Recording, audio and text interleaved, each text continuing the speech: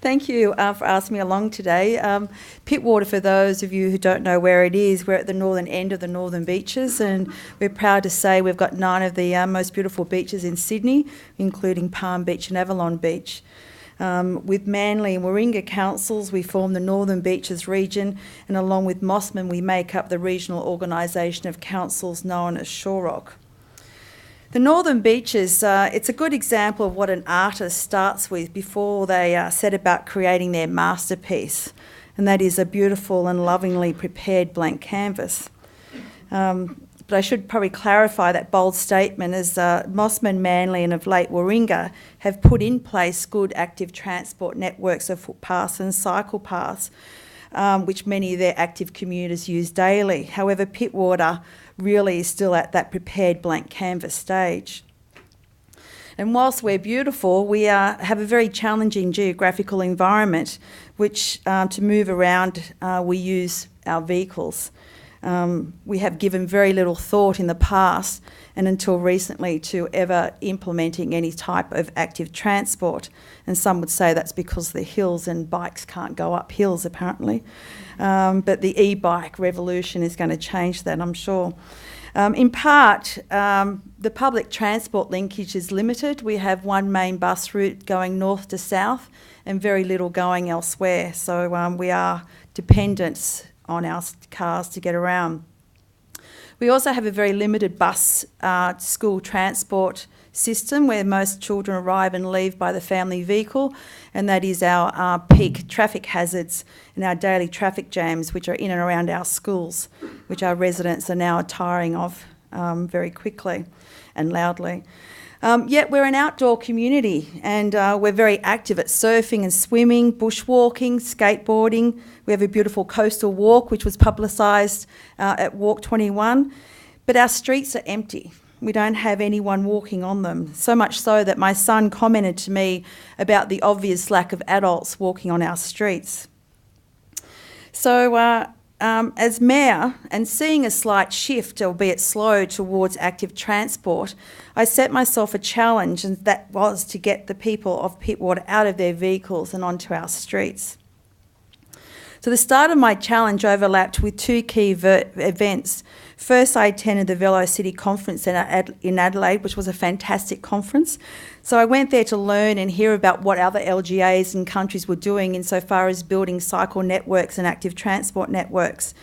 And I thought that what I'd do is I'd come back and introduce some of that into our community.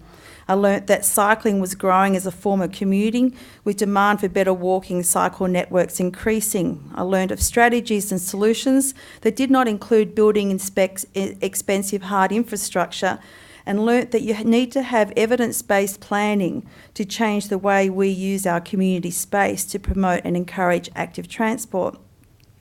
And at the same time, we were also drafting and putting together our Pittwater 2014 LEP, and through the initiative of some of our council staff, they looked at our community's vision, which was to be active, and they proposed 2 aims to help achieve this vision, and they are to improve access throughout Pittwater, facilitate the use of public transport and encourage walking and cycling, and the other to protect and promote the health and well-being of current and future residents of Pittwater.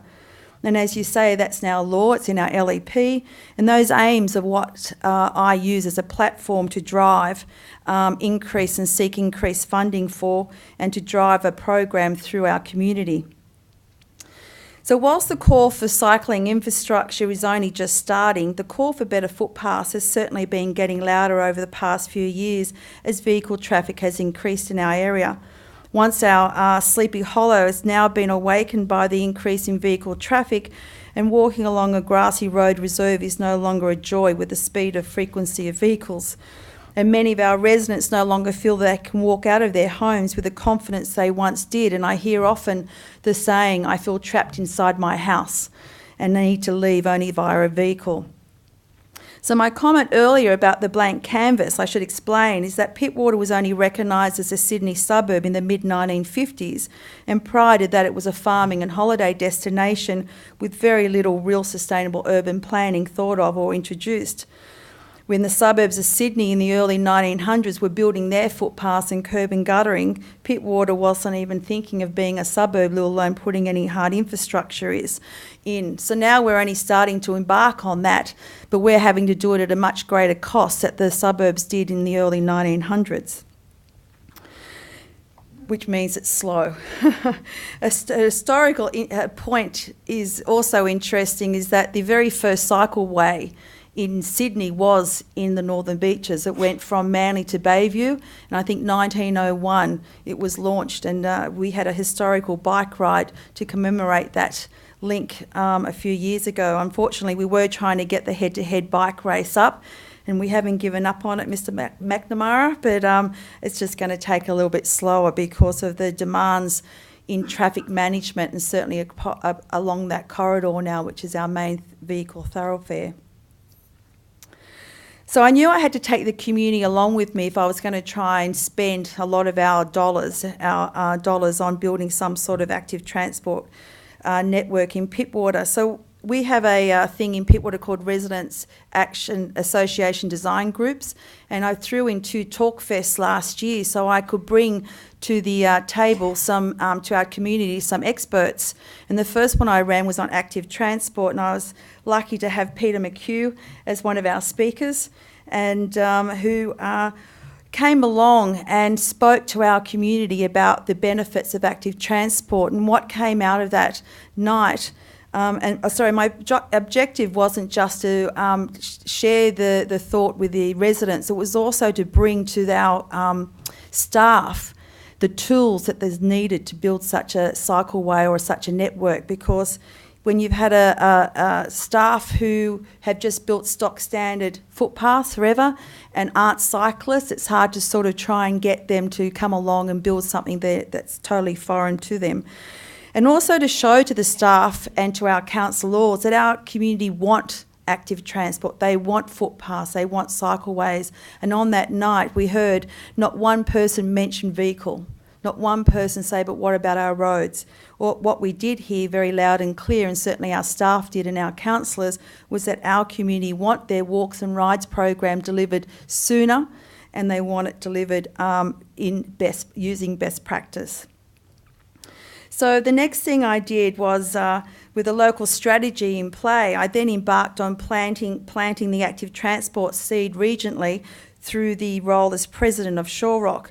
And last year we received record funding from the New South Wales Government to build a reliable bus rapid transport system on the North-South link on the Northern Beaches. And this is a very important link and piece of the active transport on the Northern Beaches. And I'm encouraged to hear today from Anissa that our funding for active transport around transport hubs will be available, because Monavale is identified as a transport hub. And whilst we can't apply for these grants that a lot of these other localities are able to apply for, we'll certainly be able to get some around this transport hub.